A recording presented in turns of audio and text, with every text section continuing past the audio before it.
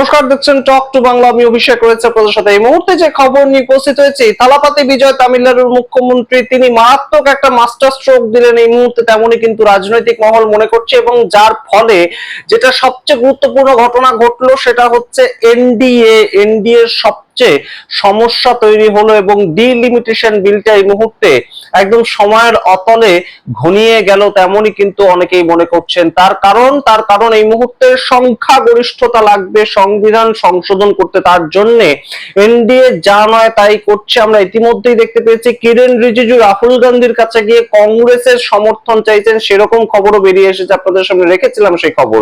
তো সেই জায়গা থেকে এই মুহূর্তে কংগ্রেস তো কোনো মতেই সমর্থন করছেন না এবং অবশ্যই তামিলনাড়ুর 22 জন সাংসদের উপর অত্যন্ত নজর ছিল ভারতীয় জনতা পার্টি, যে তারা অ্যাটলিস্ট যাতে এই ইস্যু ভিত্তিক সমর্থনটা করেন, অর্থাৎ তারা সম্পূর্ণ হয়তো এনডিএ তে মার্জ করলেন না, সেই ক্ষেত্রে তারা যাতে ইস্যু ভিত্তিক সমর্থনটা করেন, অর্থাৎ ডিলিমিটেশন বিলটা যাতে পাশ করিয়ে নেওয়া যায়। এবং সেই ক্ষেত্রেই সবচেয়ে বড় কিন্তু একটা বাধা তৈরি করলেন তামিলনাড়ুর মুখ্যমন্ত্রী থালাপাতি বিজয়। তিনি মুখ্যমন্ত্রী হিসেবে তার মূল যে বিরোধী দল ডিএমকে অর্থাৎ এমকে স্টালিনের দল, তাদের সব এমপিদেরকে ডেকেছেন আজকে এবং সেইখানে একটা মিটিং হয়েছে। এবং সেই জায়গা থেকেই গুরুত্বপূর্ণ যেটা খবর বেরিয়ে আসছে, ডিএমকে কোনো মতেই কিন্তু সমর্থন করছে না ডিলিমিটেশন বিলকে। এবং সেই খবর ইতিমধ্যেই ডিএমকে তরফ থেকে এমকে স্টালিনের ছেলে এবং বিরোধী দলনেতা রাজ্যের ক্ষেত্রে বিধানসভার ক্ষেত্রে তিনি জানিয়ে দিয়েছেন। খুব গুরুত্বপূর্ণ প্রেক্ষাপট নিয়ে আলোচনা করব এবং সেই ক্ষেত্রে আলোচনা করব যে এনডিএ তাহলে কি জায়গায় এই মুহূর্তে দাঁড়িয়ে আছে, আদৌ কি তারা চতুর্থ সপ্তাহে মনসুন সেশনে ডিলিমিটেশন বিলটা আনবে নাকি আপাতত ঝুলেই থাকবে ডিলিমিটেশন বিলটা। আপনাদের সামনে সমস্তটা বিস্তারিত আলোচনা করার আগে অবশ্যই টক টু বাংলা ইউটিউব চ্যানেলকে সাবস্ক্রাইব করে দিন, এই ভিডিও দেখুন শেষ অবধি স্কিপ না করে। আপনাদেরকে জানাই ডিলিমিটেশন বিল এই মুহূর্তে অন্যতম একটা মূল টপিক, কিন্তু এই যে মনসুন সেশন তার আগে থেকে আমরা সেটা নিয়ে চর্চা করছিলাম এবং সেই জায়গা থেকে এই মুহূর্তে ডিলিমিটেশন বিলটা অর্থাৎ সিট বাড়ানো হবে, সংসদ ক্ষেত্রগুলোকে বাড়ানো হবে এবং সেই অনুযায়ী সিটও বাড়বে। 543 থেকে সংখ্যাটা প্রায় 850 হবে, তেমন একটা আমরা কথা শুনতে পেয়েছিলাম। কিন্তু সেই ক্ষেত্রে বিরোধীদের মূল যেটা বক্তব্য ছিল, বিরোধীরা কেন এটার বিরোধ করছে, তার কারণ এই ডিলিমিটেশন বিলটার মাধ্যমে বিজেপি এমন একটা প্রেক্ষাপট তৈরি করতে চাইছে, যেটা বিরোধীদের বক্তব্য যে তারা সারা জীবনেই আর কোনোদিন ক্ষমতা থেকে যাবে না। অর্থাৎ তারা যে সমস্ত জায়গাগুলোতে স্ট্রং, যে সমস্ত জায়গাগুলোতে হিন্দু ভোটারদের আধিক্য বেশি এবং তারা বিজেপি ভোটারদের আধিক্য বেশি বলা যায়, সেই সমস্ত জায়গায় সিটগুলোকে বেশি করে বাড়ানো হচ্ছে এবং যাতে দেখানো যায় যে একটা ওয়ার্ড ভেঙে যদি 2-3টে ওয়ার্ড করে দেওয়া যায়, যেটা কলকাতা শহরে আমরা দেখতে পেয়েছি ইতিমধ্যেই, তাহলে সেই ক্ষেত্রে সংখ্যার বিচারে ওই 3টে ওয়ার্ড বিজেপি জিতে গেছে এইটা দেখানো যাবে। ঠিক তেমন ভাবে একটা সংসদ ক্ষেত্র সেটাকে ভেঙে যদি 3টে সংসদ ক্ষেত্র বানানো যায়, যে সংসদ ক্ষেত্রটা বিজেপি জিতছে আগের থেকেই, সেই সংসদ ক্ষেত্রটাকে বাড়ানো হচ্ছে। আর যেখানে সংখ্যালঘু ভোটাররা রয়েছে কিংবা যেখানে সমাজবাদী পার্টির ভোটাররা রয়েছে, সেই ক্ষেত্রগুলোকে বাড়ানো হচ্ছে না। তাহলে দেখানো যাবে যে ওই ক্ষেত্রে 3টে সিট আমাদের রয়েছে, এই ক্ষেত্রে কিন্তু সিট নেই। এইটা হচ্ছে বিরোধীদের দাবি, এটা বিরোধীদের অভিযোগ এবং তাই জন্য তারা মূলত এই ডিলিমিটেশন বিলটার বিরোধিতা করছে। এবং সেই ক্ষেত্রে এই মুহূর্তে সবচেয়ে গুরুত্বপূর্ণ যে বক্তব্যটা উঠে আসছে যে 22 জন ডিএমকে এর এমপি রয়েছে লোকসভাতে এবং তার সঙ্গে 9 জন এমপি রয়েছেন কংগ্রেসের তরফ থেকে লোকসভাতে, তামিলনাড়ু থেকে তারা ইলেক্টেড হয়ে আসেন। ভিসিকে বলে একটা পার্টি, তাদের 2 জন এমপি রয়েছে। সিপিআই যে কমিউনিস্ট পার্টি অফ ইন্ডিয়া, তাদের 2 জন এমপি রয়েছে এবং CPIM communist party of India Marxist, তাদের 2 জন এমপি রয়েছে। আইইউএমএল তাদের 1 জন এমপি রয়েছে। টোটাল 39 জন এমপি কে আজকে থালাপাতি বিজয় ডেকে এবং তার মূল বক্তব্যটাই কিন্তু যে ডিলিমিটেশন বিলকে আমরা কেউ সমর্থন করব না এবং সেটা অবশ্যই এই মুহূর্তে কিন্তু একটা রীতি মতন তারা শাসক বিরোধী সবাই মিলে একই স্ট্যান্ড পয়েন্ট নিচ্ছেন। আপনাদের কেন বলছে এই কথা, কারণ ডিএমকে তরফ থেকে সরাসরি দেখুন লেখা আছে DMK ক্লিয়ার্স stands on delimitation bill amid বাজ as বিজয় কলস দ্য মিটিং। অর্থাৎ একদম সরাসরি যখনই বিজয় এই মিটিংটা ডেকেছেন এমপিদেরকে নিয়ে, তখনই কিন্তু ডিএমকে তাদের পক্ষ থেকে জানিয়ে দিয়েছে যে আমরা এই ডিলিমিটেশনের পক্ষে থাকছি না। সুতরাং এই মুহূর্তে সরাসরি 22 জন এমপি চলে যাবেন এনডিএ কে সমর্থন করতে, সেই জায়গাটা কিন্তু হচ্ছে না। তাহলে সংখ্যার বিচারে কিভাবে ভারতীয় জনতা পার্টি পিছিয়ে থাকছে এইটা আপনাদেরকে একটু বোঝাই, যে 362 সংখ্যাটা লাগবে 2/3 সংখ্যায় পাস করতে গেলে গেলে, অর্থাৎ সংবিধান সংশোধন করতে হবে। ডিলিমিটেশন বিলটা পাস করাতে গেলে সংবিধান সংশোধন করতে হবে।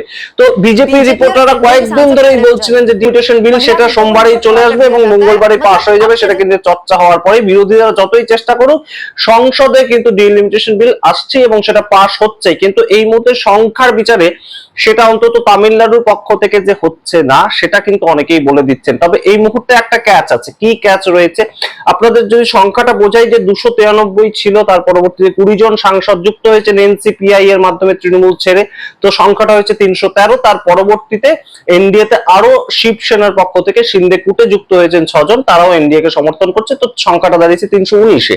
এখনো পর্যন্ত যদি 362-তে পৌঁছাতে হয় সংখ্যাটা লাগবে আরো 41 জন, এবং এই আরো 41 জনকেই কিন্তু কোনো মতেই জোটাতে পারছে না এই মুহূর্তে। অন্তত তামিলনাড়ু থেকে 22 জন আসছেন না, সমাজবাদী পার্টি সেটাকেও ভাঙা চায়নি।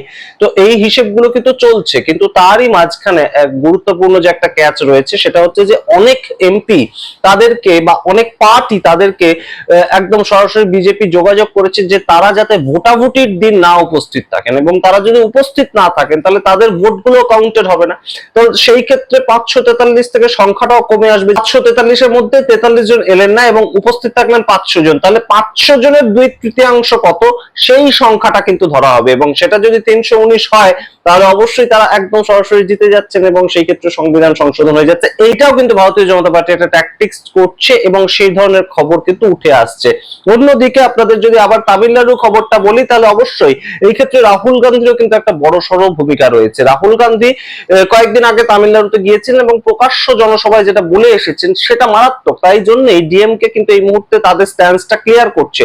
রাহুল গান্ধী বলেছিলেন একদম কোট আন কোট যে ডিলিমিটেশন বিল সেটাকে যদি তামিলনাড়ুর পক্ষ থেকে কোনো পার্টি সমর্থন করে, সেটা এআইএ ডিএমকে হতে পারে, ডিএমকে হতে পারে, কংগ্রেস হতে পারে, সিপিআই হতে পারে, সিপিআইএম হতে পারে, আইইউএমএল হতে পারে, যে কেউ, তারা তামিলনাড়ুর সঙ্গে বিশ্বাসঘাতকতা করছে। তার কারণ মূলত যে জায়গাটায় সমস্যা সেটা হচ্ছে একদম সরাসরি এই হিন্দি পট্টির মধ্যে কিন্তু সংখ্যা বাড়ানোর চেষ্টা চলছে, রাহুল গান্ধী তেমন অভিযোগ করছেন, এবং এই সাউথের যে রাজ্যগুলো সেই ক্ষেত্রে কিন্তু ততটা সংখ্যা বাড়বে না লোকসভার সিটের ক্ষেত্রে।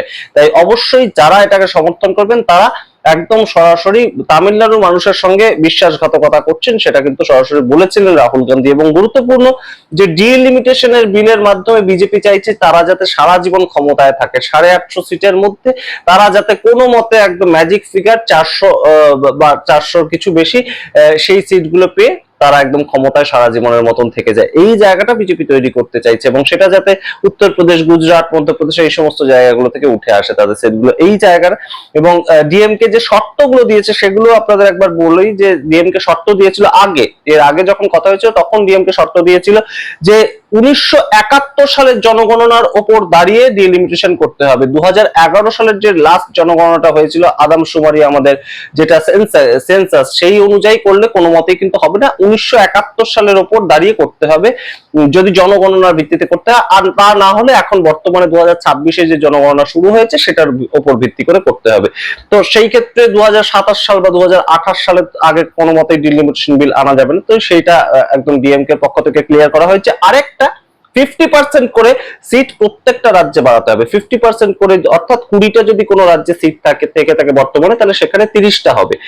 পশ্চিমবঙ্গের ক্ষেত্রে 42টা আসন রয়েছে লোকসভা সিট, সেক্ষেত্রে সেটাকে বাড়িয়ে 63টা করা হবে, 21টা বাড়ানো হবে। তো প্রত্যেকটা রাজ্যের রেশিও একই থাকবে, সেটা কিন্তু এই মুহূর্তে একটা শর্ত চাপিয়ে দিয়েছে ডিএমকে। আমরা অবশ্যই দেখবো যে ভারতীয় জনতা পার্টি চতুর্থ সপ্তাহে কিংবা মনসুন সেশন তার শেষ হওয়ার আগে কোনোভাবেই এই ডিলিমিটেশন বিলটা কানে কিনা। প্রতিদিনই অমিত শাহ আসছেন না, তার মাঝখানে ডিলিমিটেশন বিল আনার মতন তারা যে স্পর্ধা সেটা দেখাবেন কিনা আমরা জানি না। অবশ্যই ইতিমধ্যেই একবার মহিলা সংরক্ষণ বিলের নামে ডিলিমিটেশন বিল সেটা কিন্তু ক্যান্সেল হয়ে গিয়েছে, ভোটাভুটিতে সেই বিলটা পড়ে গিয়েছে, এপ্রিল মাসের 17 তারিখ আমরা দেখতে পেয়েছিলাম সেই ছবিটা। তাই পরবর্তীতে আবারও সেই বিল এনে ভোটাভুটির মাধ্যমে তারা যদি একদম ক্যান্সেল করাতে চায় কিংবা সেটা হেরে যেতে চায় তাহলে সেটা অবশ্যই তারা চাইবে না, অনেকেই মনে করছেন। আবার অনেকেই কিন্তু বলছেন যে বর্তমানে যা কন্ডিশন চলছে, 20 তারিখ অর্থাৎ 20শে জুলাইয়ের যে আঘাত এখনো পর্যন্ত রয়েছে, যে ছ্যাঁকাটা এখনো পর্যন্ত রয়েছে, সেই পরিস্থিতিটাকে একটুখানি হলেও বাইপাস করার জন্য ডিলিমিটেশন বিলটা আনা হতে পারে, তাতে তাদের হাঁটতেও হতে পারে, তাতেও কোনো সমস্যা নেই। কিন্তু আপাতত এই ছাত্রদেরকে যে পেটানো হয়েছিল সেটার থেকে অন্তত নজরটা ঘোরানো যেতে পারে, কারণ বিরোধী সাংসদরা একটাই প্রশ্ন করছে যে কে প্যালেট গান চালানোর অধিকার দিয়েছিল। তাই ডিলিমিটেশন বিলটা এই মুহূর্তে তাদের একটা হাতিয়ার হতে পারে। আমরা দেখবো চতুর্থ সপ্তাহে কি হয়। তবে এই মুহূর্তে তামিলনাড়ুর থালাপাতি বিজয় তিনি সংসদে তার একজনও প্রতিনিধি না থাকার পরেও যে ধরনের একটা দক্ষ ডিসিশন নিলেন সবাইকে ডেকে এনে মিটিং এ বসিয়ে, সেটা অবশ্যই কিন্তু প্রশংসার যোগ্য বলেই মনে করছে রাজনৈতিক পর্যবেক্ষকরা। আপনারা কি মনে করেন সামগ্রিক রিপোর্টের ভিত্তিতে অবশ্যই কমেন্ট বক্সে কমেন্ট করুন। দেখতে থাকুন টক টু বাংলা। অবশ্যই টক টু বাংলা ইউটিউব চ্যানেলকে সাবস্ক্রাইব করতে ভুলবেন না। ধন্যবাদ।